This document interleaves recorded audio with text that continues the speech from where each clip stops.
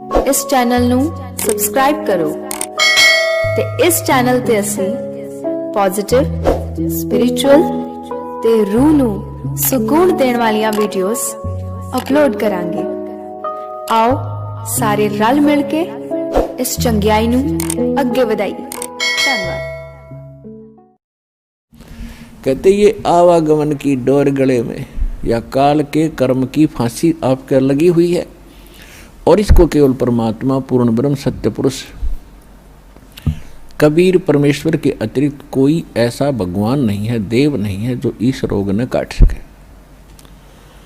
तो उसको काटने के लिए परमात्मा ने एक विधि बता रखी है और वह विधि अभी तक छुपा रखी थी, क्योंकि परमात्मा का और काल का एक प्रोमिस हुआ था, अनुबंध हुआ था। इस काल ने कहा था कि 3 युगों में सतयुग त्रेता द्वापर में हे परमात्मा आप थोड़े जीव निकालना और चौथे युग कलयुग में आप कितने ही ले जाना। काल को पता था कि कलयुग में इनकी पिछली बैटरी कति डाउन हो जाएगी, पुण्य कर्म कति खत्म हो जाएंगे। सतयुग त्रेता द्वापर में, सतयुग त्रेता द्वापर के अंदर आप रहे हैं और वो कौन सी आत्मा है जो सतयुग त्रेता द्वापर में सतयुग से शुरू होती है मानव शरीर प्राप्त करके? वो आत्माएं होती हैं जो कभी इस कलयुग के इस समय में जो आज आपको टाइम मिला है, ये बिचली पीढ़ी का समय यानी मध्य का समय है कलयुग का, इस सत्य भक्ति का। प्रथम चरण तो कलयुग का था, परमात्मा आए थे, सहस्रीर आए थे, सहस्रीर कबीर परमेश्वर चले गए थे मगर से। अब ये बिचली पीढ़ी है जो अब स्टार्ट हुई, इसमें कंप्लीट कोर्स है भक्ति का और निरसंशय है, कोई डाउट नहीं, सब प्रमाणित है।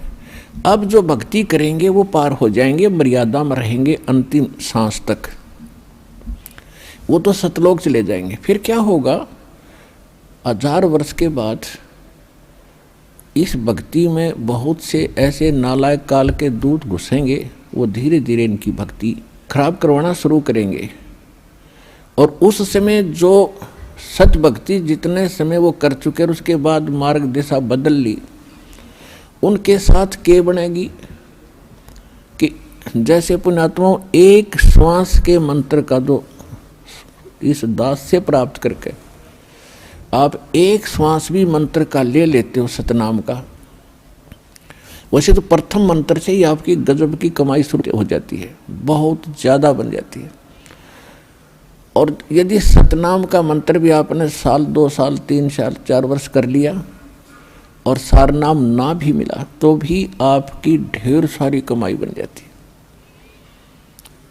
और फिर काल क्या करेगा, क्योंकि आपके पुण्य तो वो देगा, उसने तो ऊपर होटल बना रखे हैं, स्वर्ग महास्वर्ग, महास्वर्ग में और ज़्यादा टैक्स है देता है वो आपसे, आपके पुण्यों से कहीं 20%, कहीं 25%, कहीं पर 10%, ऐसे उसने अपने टैक्स लगा रखे। और जो खर्चा आप खाते हो वो अलग है, वो तो आपकी पूंजी से होगा। तो आपको स्वर्ग महास्वर्ग में रख देता है और वहाँ आपके पुण्य आपके साथ होते हैं। जब महास्वर्ग के अंदर आपके पुण्य खत्म हुए उसके बाद स्वर्ग में ले आता है, नीचे एक अलग से एक स्वर्ग है, उस महास्वर्ग से अन्य जो कॉमन स्वर्ग है, उसमें भी जब आपके पुण्य खत्म हो जाते हैं फिर आपको पृथ्वी पर डाल देता है। तो वो पुण्यात्मा इतना समय वहाँ रहती हैं स्वर्ग में, महास्वर्ग में, फिर उनको सतयुग में प्रारंभ में जन्म देता है। इस भक्ति युग में की हुई भक्ति उनकी इतनी प्रबल हो जाती है कि फिर वो सतयुग में प्रथम जन्म लेते हैं। उनकी फिर भी इतनी भक्ति होती है क्योंकि सतयुग में लाखों वर्ष का जीवन होता है, एक का जीवन पूरा करते हैं, इतने युग 1-2 जीवन में वो सतयुग पूरा हो जाता है। फिर त्रेता में आते हो आप वही हो जो पहले भक्ति लगे थे लेकिन आप फिसल गए, आप रिपट गए, विचलित हो गए किसी कारण से। और परमात्मा का विधान है, जो जन मेरी शरण है ताका हूँ मैं दास, और गेल गेल लाग्या फिरूं जब तक धरती आकाश।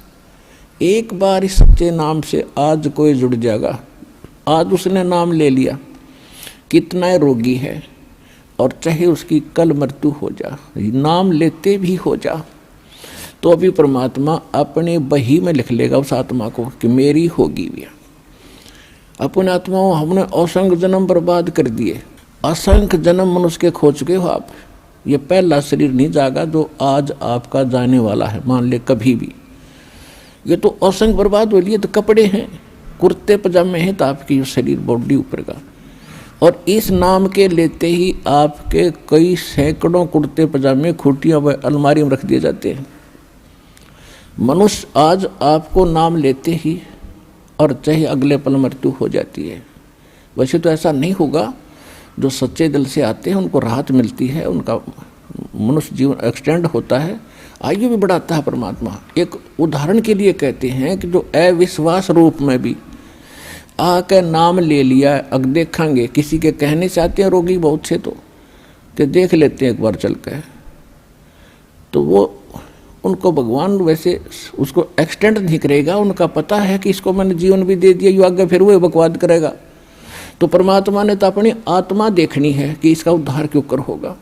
तो नाम लेते ही यदि उसकी मृत्यु भी होगी तो भी भगवान के अकाउंट में आ गया, और 10 महीना में फिर जन्म देकर उसको फिर बरवाला बुला लेगा।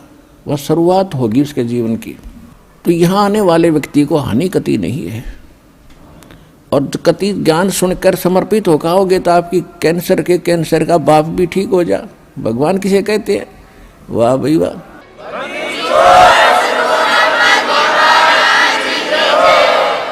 यहाँ पर कम से कम लाखों भक्तों के कैंसर तक के रोग ठीक हो चुके हैं, जिन्होंने समर्पित भाव से परमात्मा पर विश्वास करके नाम लिया और मर्यादा निभाई। क्योंकि दुखी आदमी मर्यादा खूब निभाता है, सुखी तक गड़बड़ कर देता है, समाज को गणा देखे। उसने तो अपनी जान दिखाई देती है, तो उस पर जल्दी राजी हो है भगवान, जल्दी प्रसन्न होता है, उसका जीवन भी बढ़ावेगा और उसको रोग से मुक्त भी करेगा। लेकिन करेगा अपने हिसाब से, उसकी नीत देख के कि आगे कहीं और गड़बड़ ना कर देयो। तो कहने का भाव है, जो प्रसंग हमारा उसी पढ़ाते हैं। तो परमात्मा से जो हम मांगते हैं वो यही मांगनी चाहिए कि साईं इतना दीजिए जा मैं कुटुंब सुमावे, हम भी भूखे ना रहें और अतिथि न भूखा जावे। तो यहाँ आने वाले भक्त को लगभग 80% व्यक्ति जो हैं ये दुखी आते हैं, और उनके लिए वो दुख एक वरदान बनेगा, एक वरदान सिद्ध होगा उसके लिए। तो आपके लिए प्रार्थना है कि परमात्मा पर विश्वास रखना और कुछ समय देना भगवान को। आज जो प्रसंग चल रहा है कि सतयुग में आपने लाख वर्ष का जीवन भी प्राप्त हुआ, और वो भी थोड़ा लग गया, मरने लगे जब ने सोची और भी भगवान थोड़ा सा समय दे दे। त्रेता में हजारों वर्ष का रहा, द्वापर में भी 800-900 वर्ष तक जीवन रहा है जीव का, और कलयुग में अब 60-70-80 वर्ष हम मुश्किल से जी पाते हैं, 90 वर्ष हद कोई पकड़े मुश्किल से। अरे इसको थोड़ा मानना एक कोई बड़ी बात नहीं, हमने लाख वर्ष का भी जीवन थोड़ा माना और वो भी अंत हुआ। ये जीवन तो अंत होगा ही होगा, ये तो फाइनल समझ लो, ये तो आपने पता है इस बात का। लेकिन मरना हम चाहते नहीं, वो बात अलग है कि अभी नहीं, अभी नहीं। जो मर चुके हैं वो भी ये सोचा करते अभी नहीं। कति स्वस्थ व्यक्ति और खूब फैक्ट्री लाग रही, लाखों करोड़ों अरबों रुपए की कमी नहीं, अपने ही हेलीकॉप्टर से मृत्यु को प्राप्त हो गया एक्सीडेंट होने से, और अब क्या बनेगा? गधा बन के घूम रहा होगा। मृत्यु वो भी गया, या मृत्यु कोई अचंभा नहीं है, ये तो यूनिवर्सल ट्रूथ है। लेकिन इस मृत्यु को से बचने के लिए अब तरीका है, मालिक की शरण में आओ। कबीर ये तन जाएगा, सके तो ठहर ला,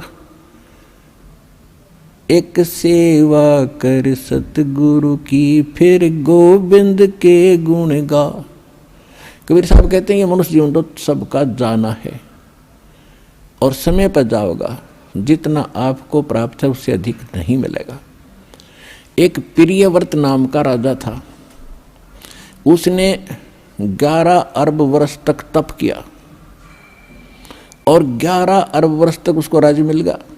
तप से राज्य प्राप्त होता है। अब 11 वर्ष अरब राज्य करके जब वो मरण लगा, 11 अरब वर्ष तक राजभोग के इतने ठाठ माना हम तो राजा के। मरते समय जब यम के दूत उसको लेने आए तब उसने एक का प्रार्थना की कि मुझे कुछ श्वास और दे दो। बता 11 अरब वर्ष में तो कला तोड़ा नहीं, ये कुछ सांसों में तो कला तोड़ देगा। यम के दूत कहने लगे खबरदार, तेरे ताई एक भी सांस लेने का आदेश नहीं है, और टीटी भी पकड़ कर घसीट ले गए उस राजा को। और यहाँ परमात्मा क्या कहते हैं, जम जो राजा से डरे और मिट कर्म के लेख, अदली असल कबीर हैं ये कुल के सतगुरु एक। मासा घटे न तिल बधे, विद ना लिखे जो लेख, और सच्चा सतगुरु मेट करवाई ऊपर मार दे मेघ।